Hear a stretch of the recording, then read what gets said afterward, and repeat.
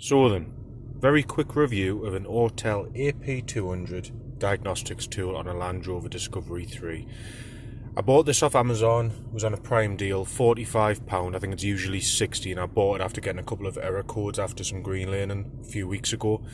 I spent about 3 years trying to determine which was the best. From research, probably the Gap IID Bluetooth tool is the best, most comprehensive, but there's no way on earth I'm paying £400 for that, especially when it's linked to one car. I then looked at the iCarSoft LRV2, which is about £125, I think you could get it brand new, which looked like a nice bit of kit, quite comprehensive, but it was a read only, like read and clear, you couldn't really configure anything. And just as I was about to pull the plug on that, I saw this. It was recommended by somebody, I think, on the Discovery 3 forum, but I couldn't find a great deal of information about it, either on the Facebook page. But for the sake of £45 less, well, a tenth of the price of the Gap IID tool, I thought I'd give it a shot. And to be honest, quite impressed with it. Seems to do everything I need it for, and it's small enough to keep in the glove box, and you can use it on any Land Rover, well, as far as I'm aware anyway. But seems like a nice bit of kit. I thought I'd just try and make a very brief video and show you how it works. So it needs obviously plugging into the OBD adapter, which will take 47 hours.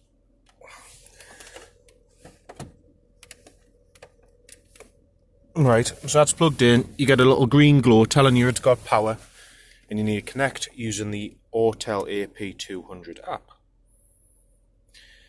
Now the app's free. I've got it on Android. When you download it, you get one free vehicle, as in one brand. With having a Discovery, obviously I've chose Land Rover. If you want to use it on like a Ford or an Audi, you've got to buy separate licenses, which I think are about £19, which isn't too bad. But obviously for the Land Rover, I just used the one which was free. First things first, diagnostics. Seems really comprehensive. I've used this quite a few times now, and it just seems absolutely spot on for trying to read your error codes. It seems to read all the ECUs. Certainly got all the Land Rover specific things in terms of like terrain response and air suspension, etc. It gives you all the stored error codes. It shows you live data, which obviously you can see in real time, which is quite handy. Just seems in depth. For the sake of £45, I don't think it's too bad. I'll try and load it up and show you. And I do apologise for probably what is a crap, boring video. But if you are on the market for one of these, it might help you. So I'm going to auto scan, which takes, 2-3 minutes. And it will literally go through every stored fault in the car. On this particular one, I've currently got an issue with me electronic parking brake, and I've pulled the fuse. So it doesn't apply automatically with it being a manual gearbox. From experience, that seems to bring up lots of fault codes. There seems to be loads of things relating to the park brake, like the clutch switch, the body control module, the powertrain control module, and there'll be quite a few more. I plan on getting that fixed tomorrow, so I would imagine the majority of those will be gone.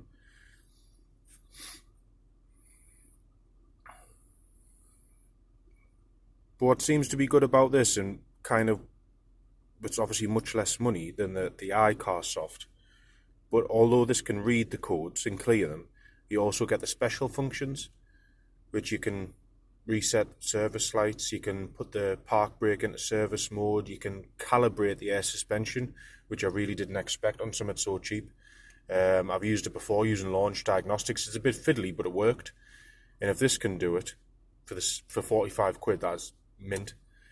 I'll go through this and then quickly show you the special functions. This just takes a while, hence why I'm rambling.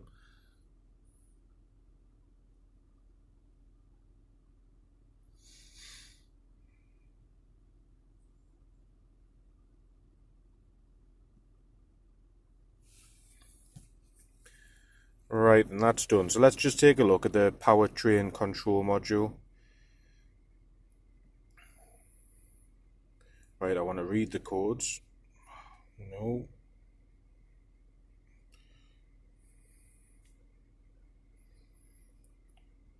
Right, so that's what we've got on the powertrain.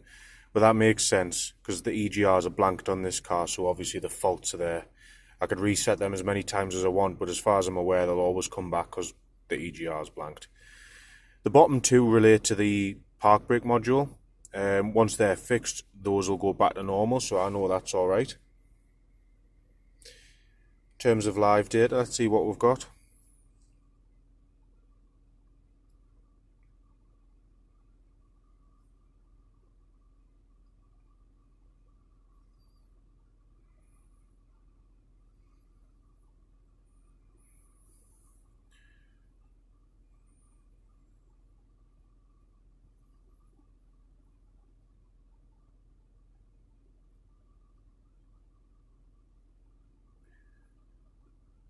Now, I'm sure there'll be people out there who understand all this information. Unfortunately, I'm not one of them. But just in the one ECU, bear in mind that was the top one and there was loads listed underneath. This is all the real-time live data you're getting, which, well, it looks helpful.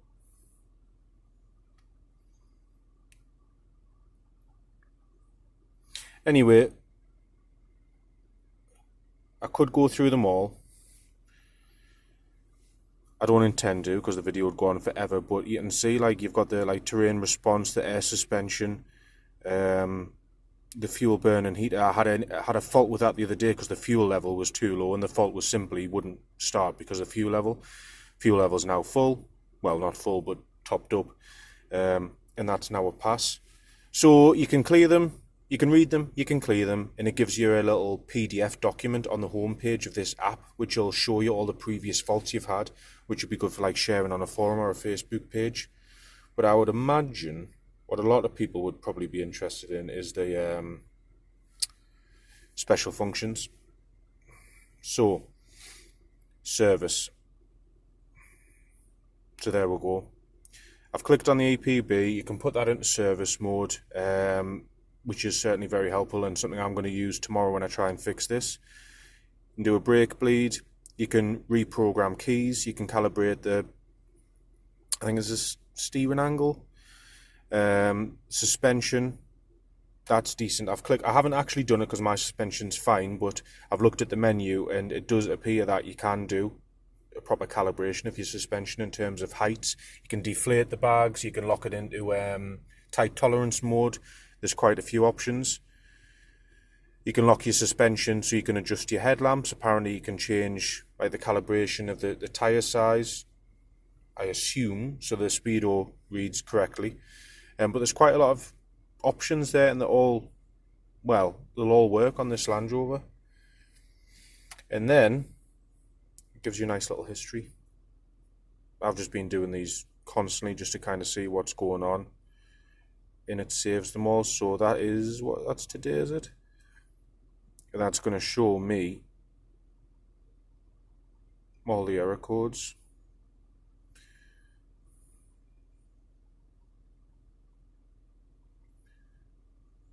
So again, related to park brake, lost communication with the audio unit, which makes sense because I have an aftermarket one. EGR valves, park brake, clutch switch, which is related to the park brake, park brake, park brake, park brake. Don't really know what these ones are. That wasn't there the other day. Who knows? Everything seems to work fine though. But it seems like a decent bit of kit. And I know it's probably not as easy, and you can't just increase your ride height on all the modes like you can on the Gap IID tool, where you can just press the up arrow and increase it. But you're saving a lot of money, and it seems alright. There just didn't seem to be much information on it, really, from like Land Rover forums or Facebook pages. Other cars, yes, but not so much Land Rover. But for me, nice little thing to keep in the glove box, does the job. If you've got a question before you spend money on it, give us a shout. I'll try and answer it and we'll go from there. Thank you.